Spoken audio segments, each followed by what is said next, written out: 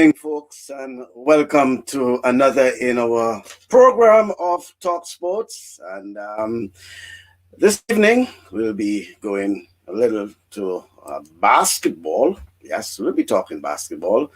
And our special guest this evening is no other than the great, if I should say, Johnnie Jackson. Well, his first name is John, but he's known as Johnny. I think most people will be able to relate to him as Johnny. Let me say good evening, well, good afternoon, where you are, Johnny, because Johnny's on the west coast of the United States. Welcome to Talk Sports. Thank you for having me. It's actually afternoon. It's probably Right. evening. You guys are 3 hours ahead of us, so it's afternoon for me. So thank you for having me on the show. It's a pleasure. Yeah, it's nice seeing you, Johnny. And just an apology to our viewers who are looking. You may see something in the background that you may or you may not like, but there's nothing we can do about that. Of course, we can. There's something right next there that everybody gonna like. See that? Okay, right. That's great. Right? Yeah, yeah. But You take the good with the bad. yeah. And in all honesty, Johnny is over on the West Coast, so you will have to understand why he is showcasing his preference. And seeing as we're talking basketball, Johnny. But how things with you? How have you been coping with the pandemic, Johnny?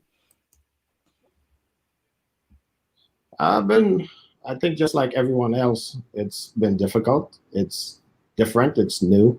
My wife and I are fortunate that we're able to work from home.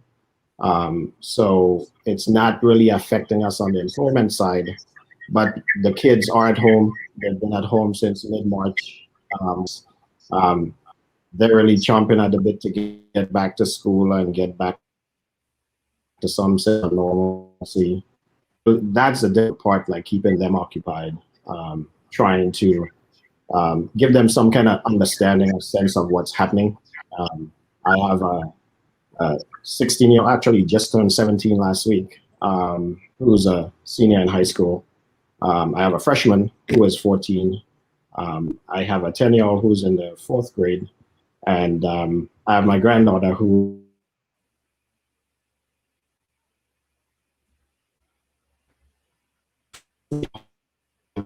really manage the whole process of distance learning. So that I can say is probably the most difficult part, but we're coping. We're getting there. Okay. Well, glad to hear that. And we just had a little problem when you said about your granddaughter. You said she is what She it is you were is saying? she is 6. Oh, She is okay. 6 years old. Mhm. She is in kindergarten at this time. I have an older son, my stepson Darius, who at the age of 22 had a kid. So we have her every now and then, so she spends time with us. Okay, then. Glad to know. And we probably get back to family in a moment, but glad to know that for the time, family is okay. But in starting off our program, Johnny, if probably you can relate to us how actually you got involved in sports back in Grenada. I mean, most times it's at a very early age for most of the people we have been speaking to. Obviously, it has to be at a very early age. So how you got involved? Well, sports in general, like you said, everybody was involved in some kind of sports, right? From since you were like 3, 4, 5 years old, if you can kick a ball, you're playing football or some any chance you get, and cricket. So those were the two sports that I was kind of involved in as a very early age coming up, and it was almost automatic for every school that you went to that you had to run track too. So I was fortunate enough to be gifted with some athletic ability that I was able to perform at a decent level, right? So while I was in primary school, I ran track, and I went to Sunnyside Private School, and did my common entrance from there and went to Presentation Brothers College. So I'm an old boy from PBC. And shout out to all the old boys from PBC that might be listening at this time. I really I really gravitated towards basketball more in my, probably I would say my form 2 years of PBC. And fortunately for me, I was growing pretty tall throughout that time. So a lot of the skills that were necessary for basketball kind of came sort of natural to me.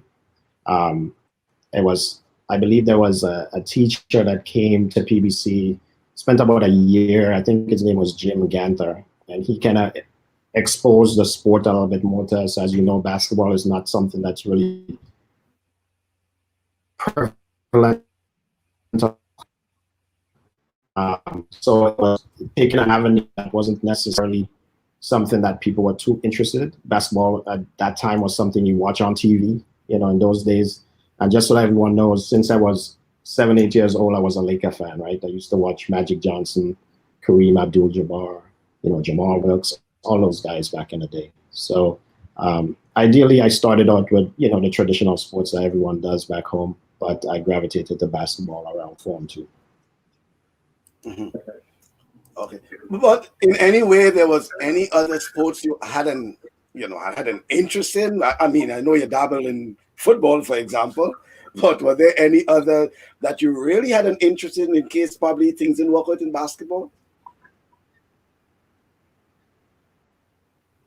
Well, I would say football for sure, because my dad was, a well-known national player for several years. He was a national captain for a number of years for Grenada.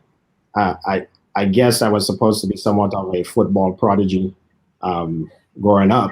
However, I tell you the truth, getting kicked on the shins and getting slide tackled when it's raining, it wasn't fun for me. So one of those things that I didn't really too much like. So I kind of gave up on football a little bit. Even though I played here and there, it wasn't something that I put a lot of emphasis into. When I got exposed to basketball, it was like a light switch turning on for me. It just happened. It seemed natural. It seemed like something that I wanted to do. I was very passionate about it from the jump. So I guess I could say football was this other sport that I was interested in some capacity, but basketball took over quite quickly. Yeah, but someone like Johnnie Jackson involved in sports in Grenada, people will look at you as probably, quote unquote, apart from basketball, normally they'll say he may be a good high jumper in terms of track and field, or he may be a good fast bowler in terms of cricket. Any of that played in your mind around that time, especially competing for PBC?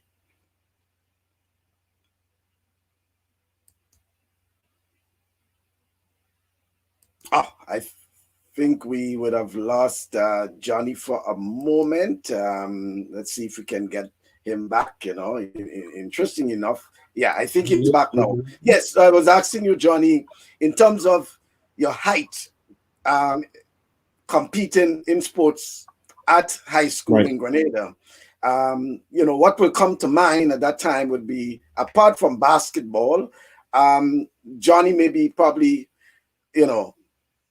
better served in probably as a fast bowler in cricket, or probably even, in track and field, high jumper. Anything of that was playing in your mind at the time? Mm. Are you there, Johnny? Okay, I think we're just having a little problem with Johnny. Let's see until we get this straightened out. Okay, so I think he's back now. Yeah.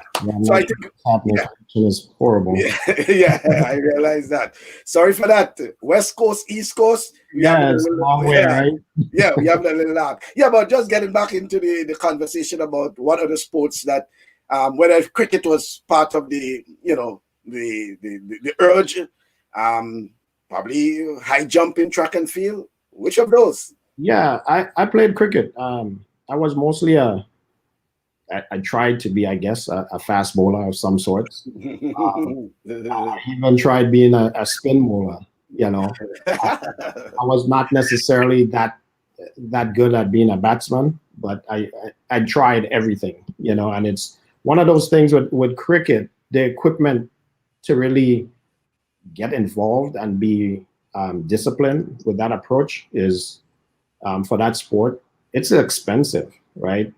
Just to buy a bat or a ball and pads and face shield and all of that stuff is expensive. And it wasn't necessarily something that was readily available to me as a kid coming up. I do still like the sports. I try to watch cricket every single time I get an opportunity on the internet. It's not necessarily something that's readily available here on the sports networks in the USA. And I try to stay up to date with what's happening with the West Indies and, the Windward Island teams and so forth. But as a kid growing up, I just played cricket like everybody else. A lot of times if you're playing cricket, a lot is because you're doing it like on the beach or on some kind of pavement somewhere where a bunch of you and your friends get together and you get a tennis ball and you make a bat out of palm tree leaves, branches, or whatever you have, because equipment for that sport was extremely expensive. And it wasn't something that, let's say, the schools were making readily available to athletes that could potentially want to go in that direction. So that wasn't something that, just from that perspective, I would say wasn't something I was really interested in at that time too much. Okay. And you mentioned your father having some part to play and as an influence to sports. And by way of introduction, John's father is, he's known as Major Jackson. Is there any way that he really had an influence into you in getting directly involved in sports? And everyone knows Major Jackson involvement in football, representing, I think it was Ottons, one of those local clubs, and then the national team. But what sort of influence he really had you getting involved? And I mean, you choosing basketball rather than probably football. Well, the influence I would say from him was watching him play, learning of his accomplishments. A lot of it was mostly me wanting to kind of be like him in that capacity in terms of sports, or to be that known. However, at that time, he was, heavily involved in his craft at that time. And, like most kids growing up, it was really difficult to have kind of parental involvement with your development when they're busy playing themselves, And during that time, while I was growing up watching him, everybody's like, oh, that's Major's son. But it doesn't really mean that I'm talented as he was in that same capacity. And I would, play with friends, play on PBC team here and there. But it wasn't something that I really sought out with passion. Basketball I did because it was in me to do that. That was my area, that was my path, that was my interest. And I don't think if my dad was with me all the time, coaching me with football, if I would have done anything any different. The interest that I have for football is nowhere near to the passion that I have for basketball. And that's something that was just built in from day one, I guess, when I got exposed to the sport. Mm-hmm. We're talking about your passion for basketball. Let's probably go into recalling your playing days back, playing for sorry. I started something that I not GBSS. Don't say GBSS. Yeah. Don't make that. Well, you terrorize GBSS. So played for the presentation college, and then obviously the Institute for Further Education, and then your national team. Let's recall your playing days. Some of the rivalries, and in whole involvement in playing basketball at a local level. Well, I'll tell you what, in the first year that I got exposed to basketball, just learning the sport, I was about 13, 14 years old, which at this time, these days, that's old. My boys are involved in sports and are playing and have been playing basketball since they were 6 years old, right? So it's a whole different era, I guess, right now, or a different process in terms of youth development. But when I started, I was about 13, 14 years old. And that was just learning fundamentals, learning to shoot, rebound, stuff like that. There were no intercollegiate or inter-high school competitions that was organized by the powers that be or those that were responsible for doing that on the island. So where I started, even before I played for PBC, was I started on Melville Street Court. I don't know if you remember where that is, where the old police barracks is, right? Yeah. I started there and I started watching a lot of the older cats, like the Redhead Brothers and, Tigges, Christopher Bernard, and Bugman and Super and guys like that, watching them play because they were older than I were. And I couldn't even play anyways with them because I had to wait till they were done. Guys my age to wait till they were done playing before we get a chance to play. So watching those guys play, trying to emulate what they were doing, right? And what we did when we were kids, there were nothing, like I said, there were no competitions, no tournaments, nothing like that organized for us. So we self-organized. We wrote letters ourselves and we went around to the private sector, the businesses right in town right there, and got them to sponsor our first tournament. I remember Anton Antoine and Xavier and a couple other guys like that were really instrumental in starting that. And the first team I ever played for as a young kid was it was sponsored by through Gittins Pharmacy at a product they had called Suntop. So we created that team, started our own little youth tournament, and that's how we kind of got noticed from the older guys. Then I played with Honved for a little bit.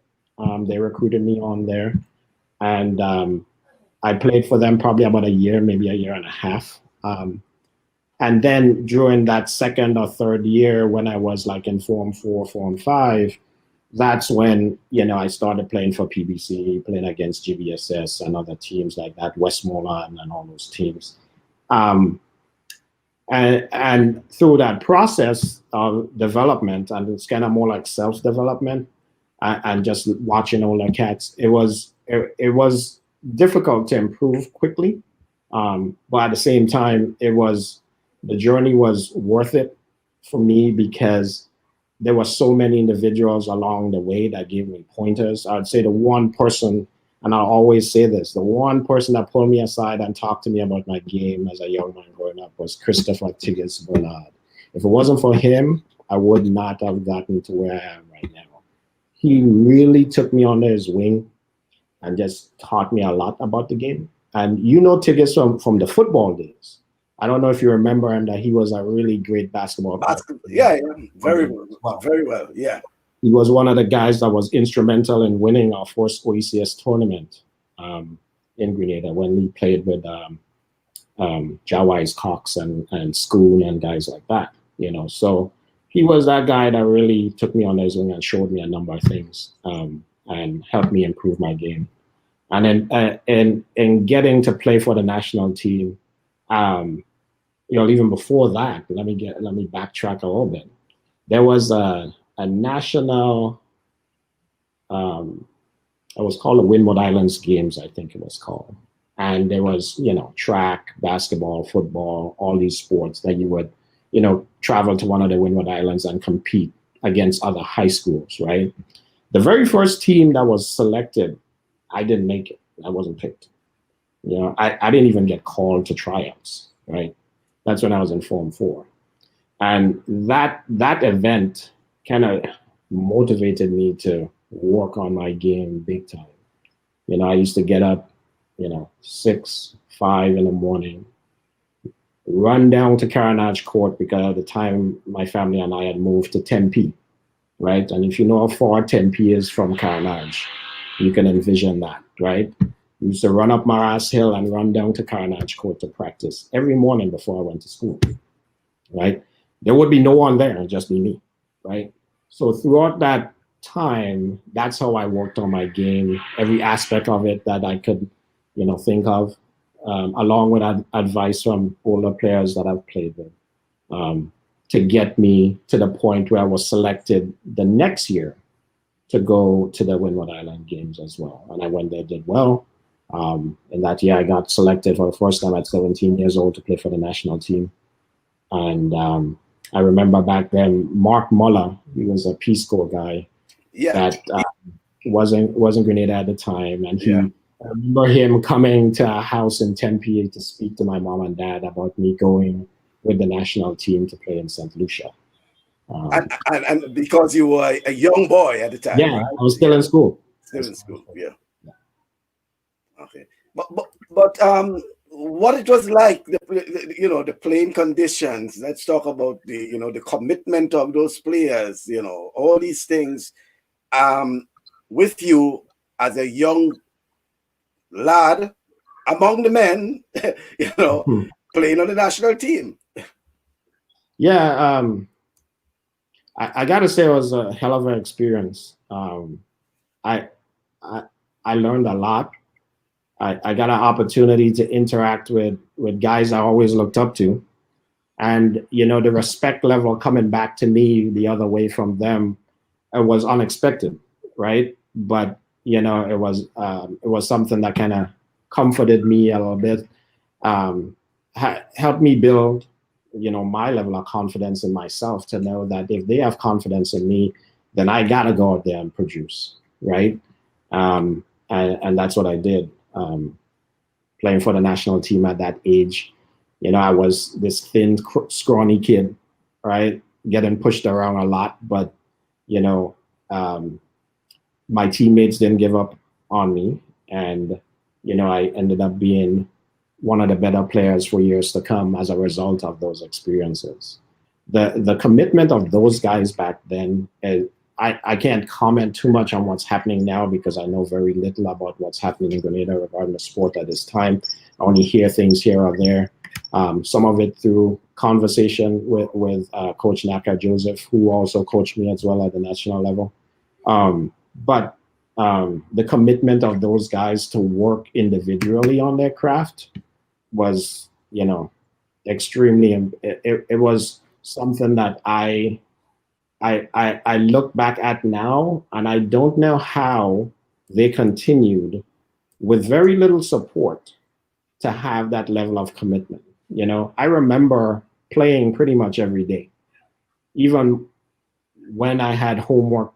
When I got home, I would hurry up, get home, do my homework, because the one thing I couldn't leave the house if I didn't get my homework and stuff done, right, and my chores done, and head back down to the court, and we would play till like something 8, 9 o'clock at night, and the commitment to continue to play and to continue to work hard, it was something that is unmatched, that I've seen in my life.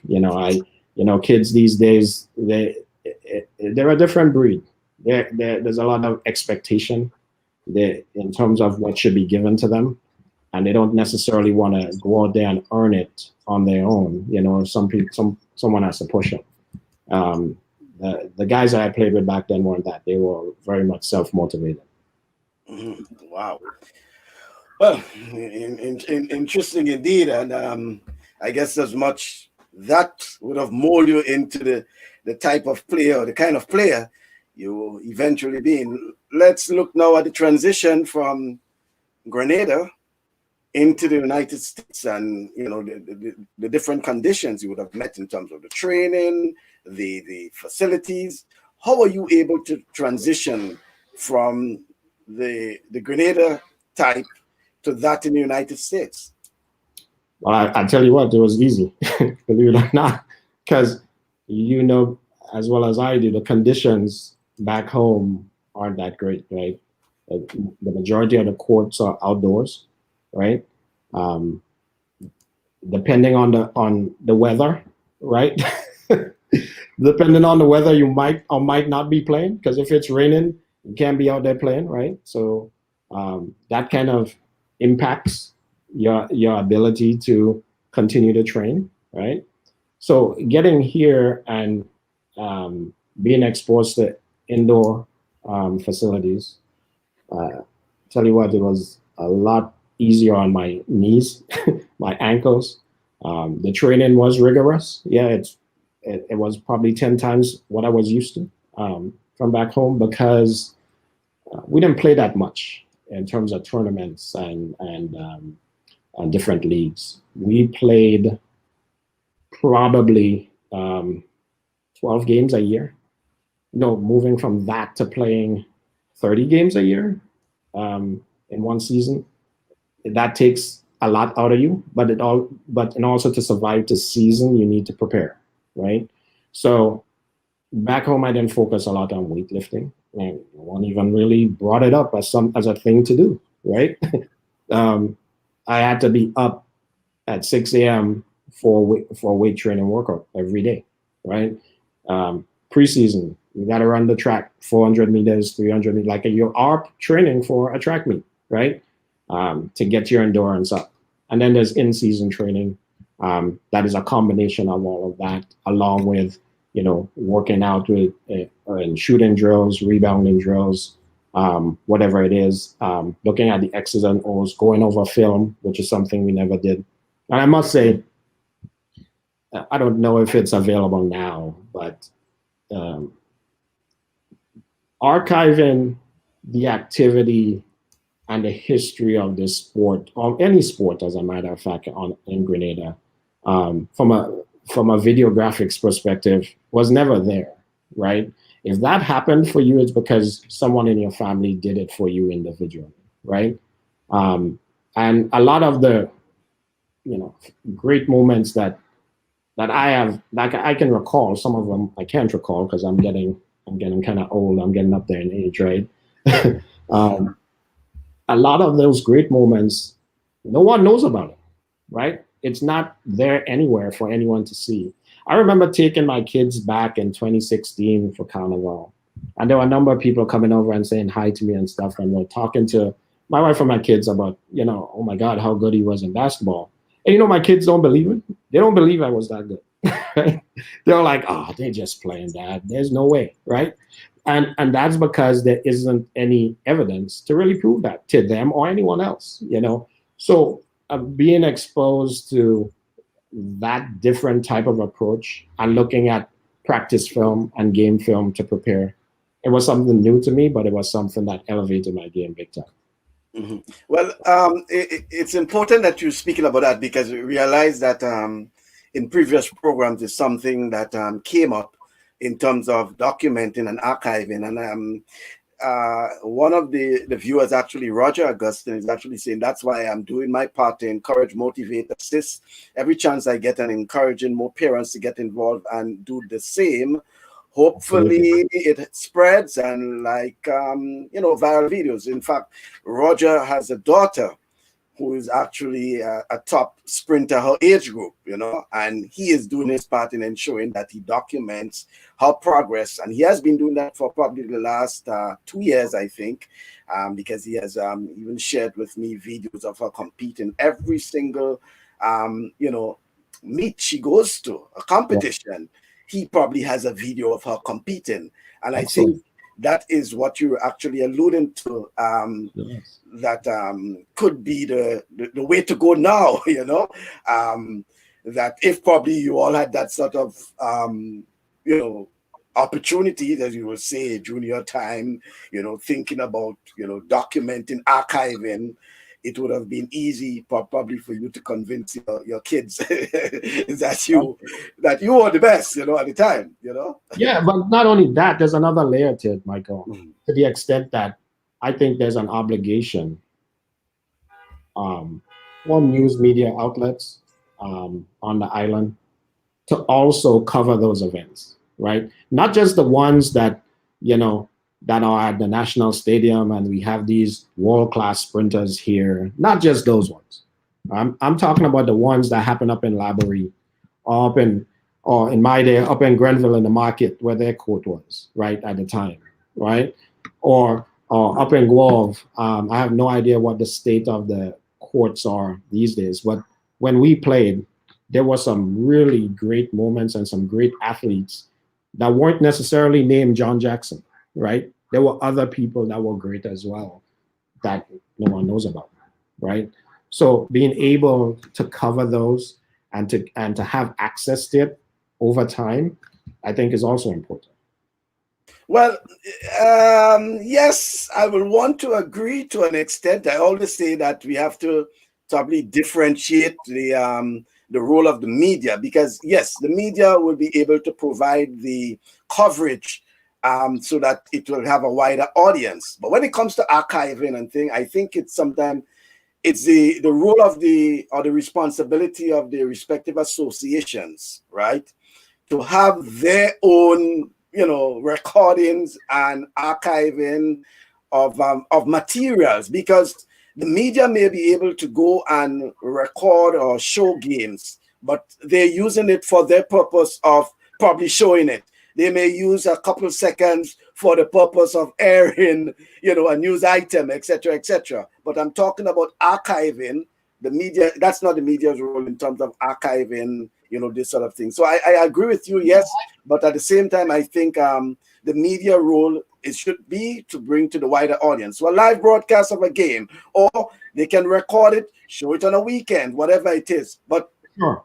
archiving, I yeah. can agree with that. And I do think in most cases, you think about where we're at, right? We're talking about Grenada with over probably about 110,000, 115,000 people. The access to resources to be able to do that on your own, it's limited, right? So if you do have media coverage, I think there needs to be some level of collaboration between the media outlets and the National Association to ensure that we can pull those things together and build the archive. Right. Right. That's where the association comes in terms of collaborating, as you say. Yeah, Sure. that's an important point. I've seen you in your prime, and I know how great a player you are. You are one of the reasons I love the game of basketball. It's Elcock now. Elcock, how you doing, yeah.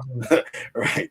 Elcock is saying that. And yes, when our athletes go pro and become successful, there is little or no videos of them in their junior years, and that's sad. And we do know that, we would have seen, especially you're exposed to the US system, where they will have archives of professional athletes since they were in probably kindergarten, because they do that, when they have to feature them, they show them from as early age into high school, middle school, high school, college, everything like that. So I do recall Johnny. It's a very smart, intelligent player. That's Patrick Simmons, former sports minister. Yes. And they used to call Mr. Simmons tricks back then. Yeah. And Roger says sometimes when these athletes are recognized and there's no evidence to show the future generation for inspiration, it's sort of sad. And that's where it came in terms of you trying to convince your kids that you are that great. That should not have been a problem. They should have been watching the tapes. But talking about the kids before we move on further, you have one who is actually a basketball player or American football player. Yeah, well, all my kids play a combination of basketball, volleyball, stuff like that. So my oldest, Jalon, he's good at basketball. He's extremely good at track, and he's really good at football.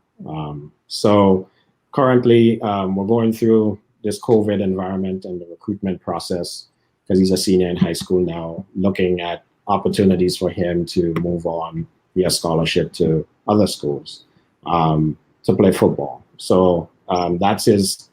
So I play basketball, right? My dad played football, as the rest of the world know it, right? But they call it soccer up here. So I followed my passion. He's following his passion. That isn't necessarily the same path as mine, right? So he is going after football. He's doing a really good job at it.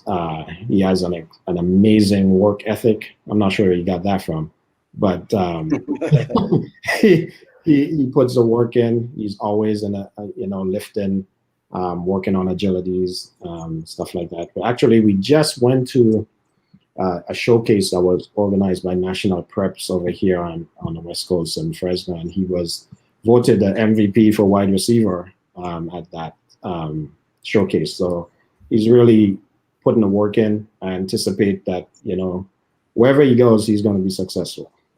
Oh, wow. Well, good to hear that. And let's see, Clev is saying that's Clev Deputy in video archive preservation is very, very helpful and important. Was instrumental when my son made it as a walk-on at Ohio State, both basketball and football, but got exhausted with discipline exercise before him.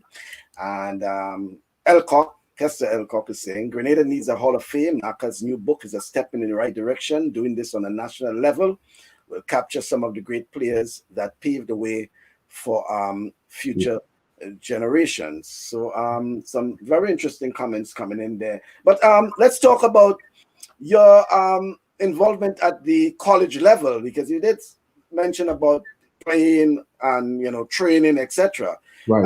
Is that the Notre Dame do Namo? University? Yeah. Yeah. What's the end of it? Notre Dame do Notre Dame Dana-Mary University. Dana-Mary University. Okay, and that's on the West Coast as well, right? It's on the West Coast. It's about 2 hours away from where I live right now. When I transferred from junior college, I played my last 2 years of eligibility there. Which junior college? I went to Modesto Junior College. That's where, when I left Grenada, that's where I went to. Modesto, yeah. So I spent my first 2 years there, transferred to Notre Dame Dana-Mary University and finished off there. Spent an extra year, did my MBA and finished up all of that stuff there. But it was, like I said, it was a whole different level of play. They are NCAA Division II. And when I came out here, I was 26 years old. That's considered old to start your college career, right? Generally, you would want to start right when you get out of high school, more like when you're 17, 18, 19 years old when you graduate. So for me, the biggest thing was when I got here, there were kids that were 7, 8 years younger than me that were playing on the same team, but I wasn't the best anymore, right? I was good. I was good enough to be on the team, but to be the best, you got to work really hard. You got to expand your game. My size was considered big back home. Here I'm a guard, right? I'm not playing center. So now I got to develop skills that I didn't really work too much on back home, but coming at, I played point guard, I played 2 guard, I played 3 guard. And working on those skills and fine-tuning those skills that I didn't necessarily focus on throughout my career, even playing for a national team in Grenada. So that experience was, immediate. It was immediate for me that I had to change the way I played and look for opportunities to get into the starting lineup, because initially I wasn't in the starting lineup. Probably about after halfway through the season, my first year, I made it to the starting lineup, and I haven't looked back since throughout that process. But like I said, it took a lot of hard work. It took a lot of hours in the gym, sitting with the coaches, understanding what your role is.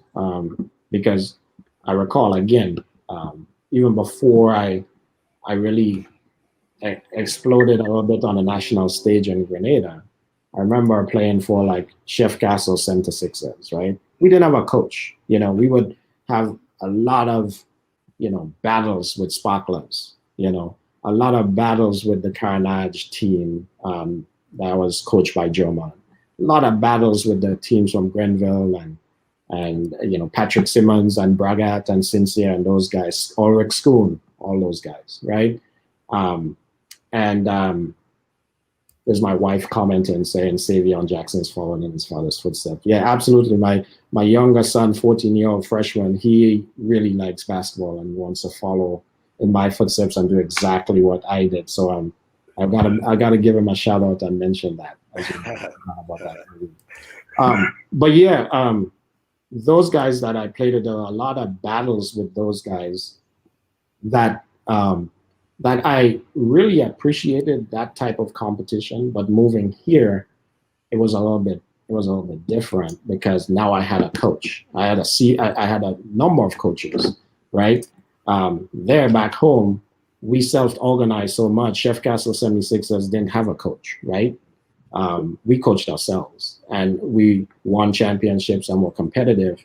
But, you know, if I was on the bench, I was a coach. If Justin Hazard was on the bench, he was a coach. If Shane Derby was on the bench, he was a coach. So we rotated the responsibility that way growing up, right? But when I got here, I had to figure out what my true role was and you know, be really good at that. So that's also working on my game, working with the coaches to get me there.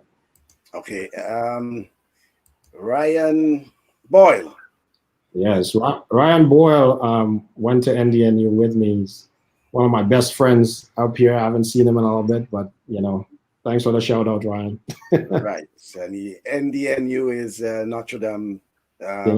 Yeah, University. Well, that's interesting that friends are linking up and seeing you. So what Johnny are some of the concerns you have? And I say concerns in the context of if there are any, in terms of the the development of basketball in Grenada. And I mean, being candid as well, not that you actually in Grenada, but obviously you might be observing, you might be listening, you know, we have been probably speaking to folks and things. But what are some of the concerns you will have? And you know, you go to Grenada from time to time, you know, Right. In terms of the whole development of the sport in Grenada. Well, I tell you what, I'm a bit disappointed because I'm 30 years removed from playing, or over 30 years removed from playing basketball in Grenada, and it doesn't seem like anything has changed. It seems like it's gotten worse, right? In terms of the development, I'm hearing that there aren't any youth level tournaments and leagues to develop the youth, right? To replenish the talent as guys move on or move on in their lives, and where basketball isn't that important anymore. Now you got to think about, okay, going pro in something as being like an accountant or something like that, right? As opposed to going pro and playing basketball. So as guys move on, how are we replenishing that talent? It doesn't seem like the support is there. There isn't a support infrastructure that I'm aware of, and I could be wrong, but I do speak to folks from time to time. I don't see a national support infrastructure that's built, that's from the youth level up through the high schools all the way up to the national team level. To me, that there's only one way to build that. That's the way it is here. That support structure is everywhere. The city I live in is probably about, you know, twice the size of Grenada in terms of population, but there is that infrastructure available. We have a travel team called Atwater Flight, and we travel, you know, from this city to cities 30 miles away, an hour away, 2 hours away, and then we begin our season in January, and we end at Memorial Day tournament in Lake Tahoe, which is like a huge tournament for all the AAU travel teams that are at respective levels. So we got teams that are beginning from third grade all the way up to high school. And, you know, a couple of years ago, my son Savion, his team, that was a seventh grade team, won the championship at Lake Tahoe. And I've been coaching that team since they were in the third grade. We finally got to the level where we were able to win the entire thing. And that type of development is important because as the kids develop and they get older, a lot of the skills that they learn on the way up, it's stuff that they can build upon. And there's a natural progression, you know, as you go throughout the sport. My son right now, both my boys, know way more than I did at the age of 14 about the sport of basketball because of that natural progression starting from third grade. So I think that's important. And once they get to high school, there gotta be high school programs available, camps for them to go to learn more. There has to be the support network for high school sports where there's that intercollegiate type of exposure and engagement so that they can play solid competition around the island. There got to be more games. You can't play 6 games a year and say you did something. You're talking about 30 to 40 games per year, and we got to get together with those powers that be that have the authority to organize these things on an island-wide level to build that infrastructure and put that into place. Same thing for the national team. The national team can't just go to one tournament like the Windward Islands tournament where there's four teams and play 3 games. There got to be invitational games that where you invite teams that are coming from other islands, or maybe even high school teams. The high school teams up here are pretty good, or even college teams that are first-year college teams. You can invite them down to play your national team to get them engaged, because part of your success in this sport is doing, right? There's repetition that's necessary, and if you don't have that, you're not going to improve. So, to answer your question, I'm really disappointed. 30 years plus later, things have seemed to gotten worse, and not sure why. I see other sports. I hear about other individuals excelling in other sporting disciplines. It seems like is a support network there. I'm not sure what's happening with basketball. But what you have seen, are you still confident that it has what it takes in terms of talents from the island? And again, I'm saying, you're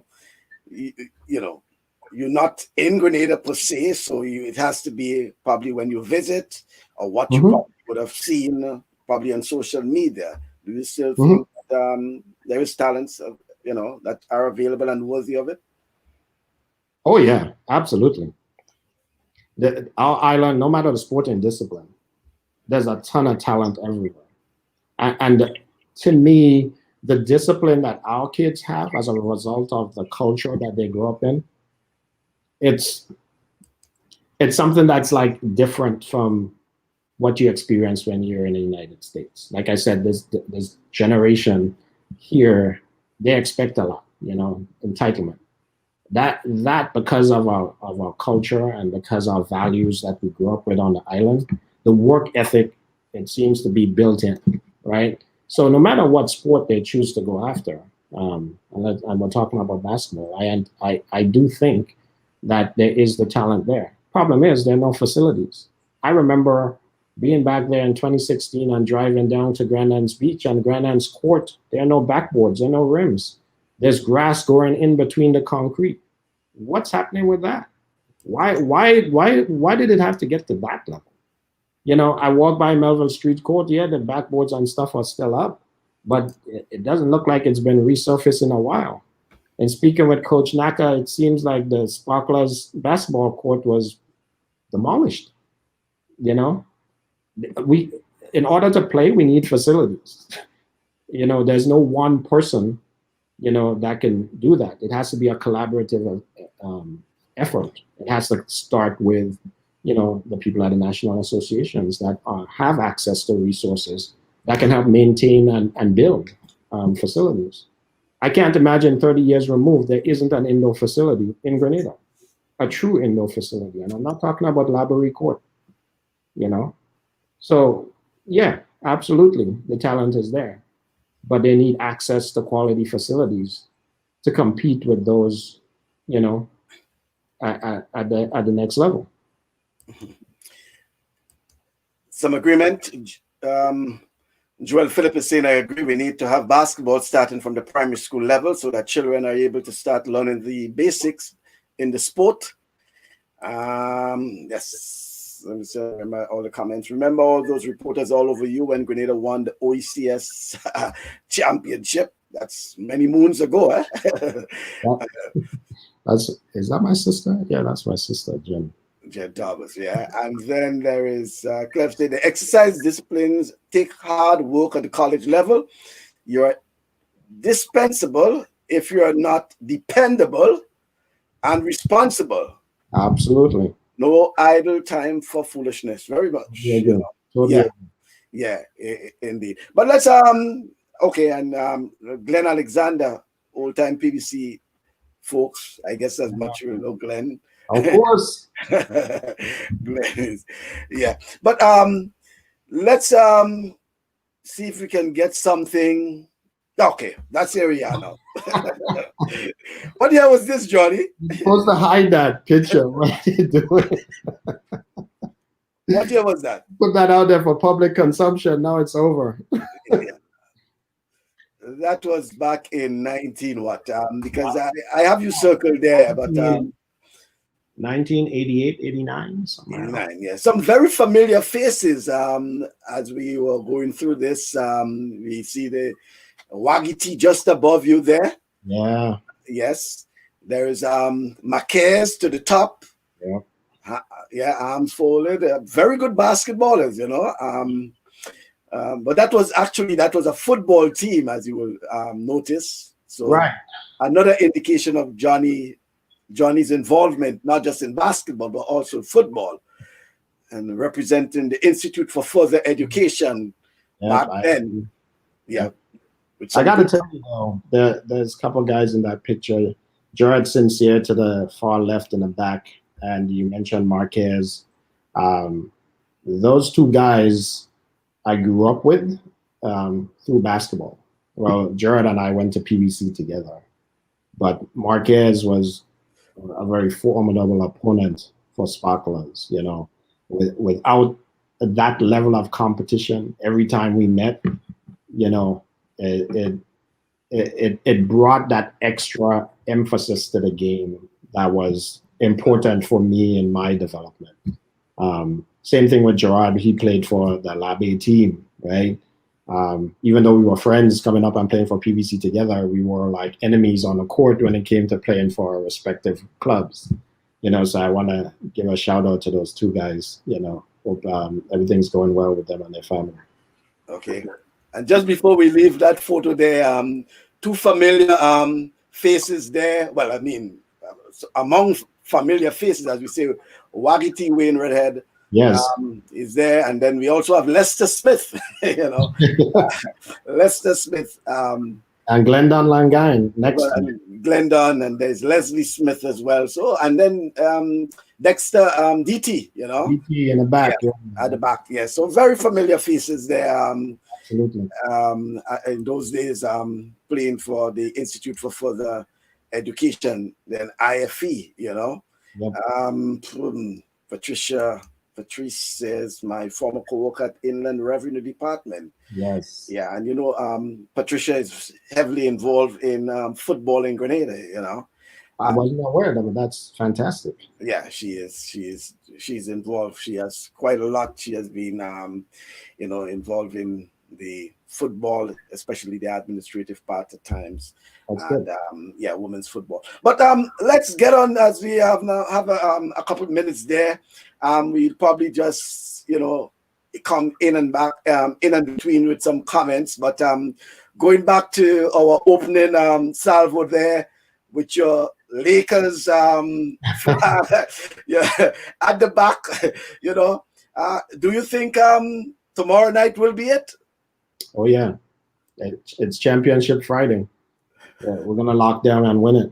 You know, I have a friend of mine that we're getting together with a couple others, and we're all Laker fans, so we're gonna be cheering them on, celebrating that championship. I'm predicting, guaranteed, we're winning tomorrow, right? But don't you think Miami will have other plans probably to spoil the party? Of course, they can have all the plans they want. They're not going to spoil the party. You know, plans are just plans. You got to execute them to make them work, right? Okay.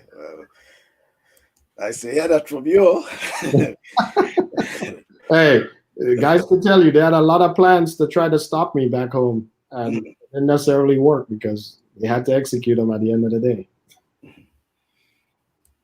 And you think you're the good friend Kobe Bryant? Well, I've seen Kobe Bryant because I think, as they were saying, that once the Lakers can secure that championship, they will probably say, in memory of Kobe. I'm pretty sure it's a good punchline. Yeah, a good story, right? So Why not? I think it was also announced that they're going to be wearing the new Black Mamba jerseys, those uniforms. So it'll be a fitting tribute to a really great player for them to pull it out tomorrow. Mm-hmm. And despite the circumstances for this year's championship with the pandemic and what the NBA had to actually do in terms of the bubble and all these things, you thought overall the championship was very competitive? Oh yeah, from the first round when we played Portland and then Denver right after that, those games were really exciting. Everyone, even with the Miami series, they're a team that they don't quit, right? They always keep coming at you. So you got to be, really locked in, really focused to pull that game out, because you may think you have a 12, 15 point lead. That means nothing, you know? So those games were really exciting. I really enjoyed it. The bubble type environment, in my opinion, was absolutely necessary to kind of limit any potential for spreading the virus, because if that got loose in a bubble, there's no way they could continue. It's kind of the same concern I had for Grenada when this first happened and there were the first few cases that occurred. I think we did a really good job of, locking things down to ensure that, the spread was limited. I think to date that we don't have any more cases. Correct me if I'm wrong. And that's fantastic, because the state of healthcare in Grenada, it's not good. So if that had happened there, it would have been a bit of a disaster. And I'm glad that the authorities took the necessary steps to shut that down as much as possible. Mm-hmm. Okay, so Marcus Knott, I guess as much has to be. Marcus Knott is a colleague of mine. He worked at same high school with my wife. I even coached against him when I coached high school basketball. So he's a really good friend of mine. I didn't even know he was on here. So yeah. And I guess, Johnny, throughout your tenure, you would have been able to make some very formidable friends, especially through basketball, lifelong to some extent, even though some may have gone other parts of the world. Sure. Mm-hmm. Yeah, I had friends that were able to go on to play Division I basketball. I have one that actually got an invite to play for the Lakers and was drafted on a short 10-day contract. I have one that is playing overseas, has been playing overseas for several years, and I've just returned. Lives in Seattle. So I have some really lifelong relationships, and it's one of the crazy things is I never wanted to get Facebook in the beginning, right? But it's through Facebook I was able to make those connections, because kind of everyone went their separate ways after college, and it was really difficult to stay in contact without social media. So with social media, I was able to rekindle some of those connections. So yeah, absolutely. I have several friends that are not playing anymore, but doing something different in their life. What's about Grenada? Yeah, absolutely. Same. For a very long time after I left, because I wasn't able to come back immediately. I might want to also mention that while I was here, I really got to thank my parents for assisting me through the process, because there wasn't any assistance from the National Association to get through college. It was what my parents could have done for me and what I was able to do for myself with on-campus employment and stuff like that. And it's kind of sad to hear that, that's still happening for individuals that were fortunate enough to have a scholarship opportunity to leave the island to pursue their dream through higher education and playing that sport. There just wasn't any type of support that was given by our national associations to help them to continue along their way. So, yeah, absolutely. It's one of those things that, I wish didn't happen that way, but without it, I wouldn't be where I am right now. And you're hoping too that could probably even extend to some of the, because you did mention that you know, worthy talents in Grenada, but as you say, the support system you believe is not there, and the hope that could be an extension of some sort of support for these youngsters. Yeah, and like I said, the support once the opportunity arises, recruitment is different now, especially with COVID. Um, Access to video, film, solid film that is probably less than 5 minutes long. So you're looking at the list of highlights, not you're looking for a whole 2 hour long video, right? A list of highlights, looking at various skill sets that you have. Social media platform Twitter has become really critical in the recruiting process because that's kind of free environment where coaches can interact with anyone.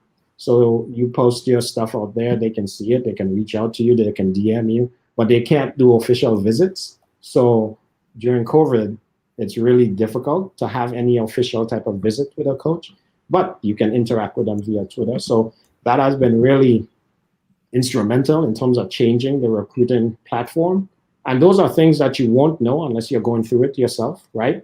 So being able to understand that and provide some type of guidance to young athletes that don't know is critical. It's important because a lot of times when you're an athlete in Grenada, you're pursuing it on your own. Yeah, your parents are kind of involved here or there, but they depend on you to bring the information back to them to tell them, okay, what's the next step, right? And if the coaches aren't doing it, who is? If the National Association isn't helping the coaches on how to go through that process, who is? And that leads to the standstill, the stagnation that we've been having in the sport over the years. Okay. Well, thanks for that. And for those who are wondering, that familiar face that you're seeing there, as we spoke about Major Jackson, right? That's Yeah. And you realize it's a black and white. Thanks, Clef Depredine, for that photo of Major Jackson, and that probably would have been Clef probably can correct me whether he was playing for. That seems to be club football. The uniform seems to be like Arkhams or something like that. So, but that was Major Jackson then playing football, not former national footballer. He played cricket. Not that I'm aware of.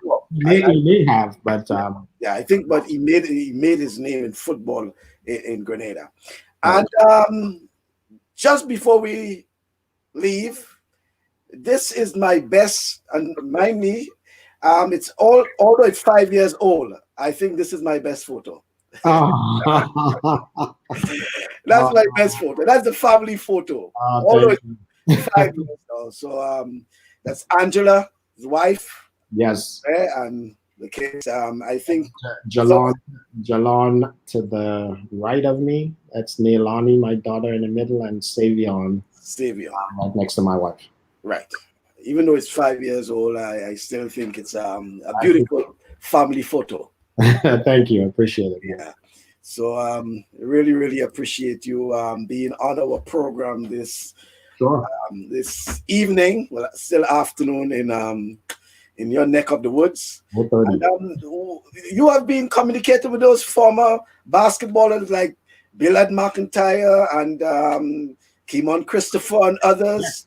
Yes, absolutely. Bilal lives about 45 minutes away from me.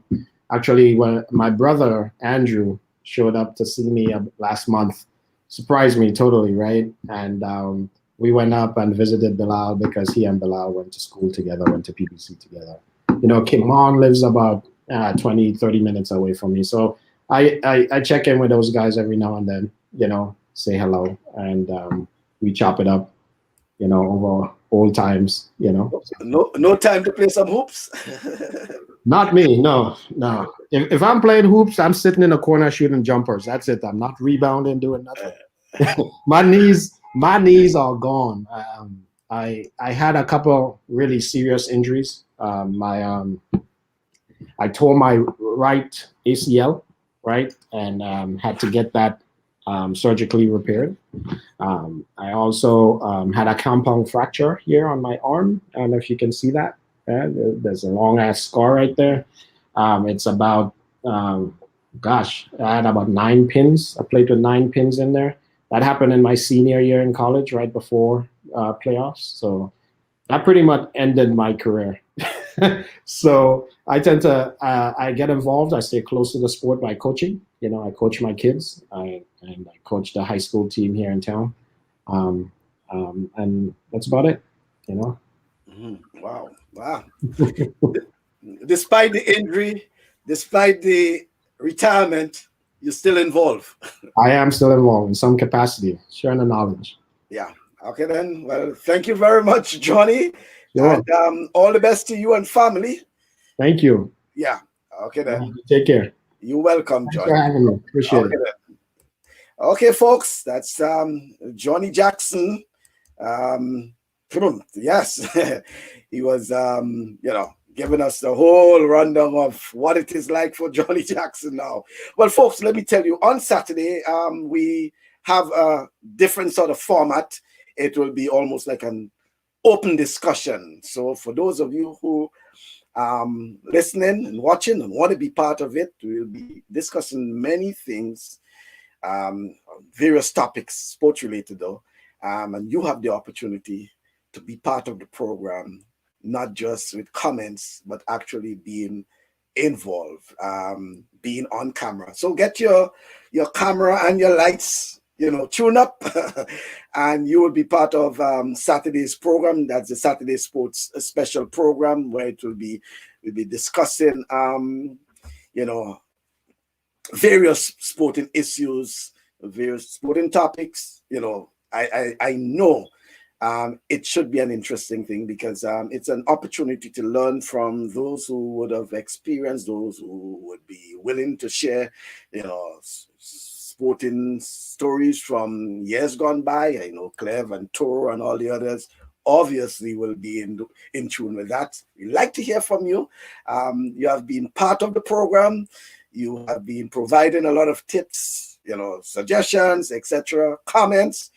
But we want to hear what you want to say, some of the things that you probably can share from back then, the 70s, what it was like as for those of you who are not, a sportsman, just a sports enthusiast, as a spectator, going and supporting, even though you would have played probably, to some extent, you would have been involved to some extent. What it is can you share with the young viewers, the young listeners, those who are watching? What it is you want to share? What it is you think they should know from the years gone by? What it is missing?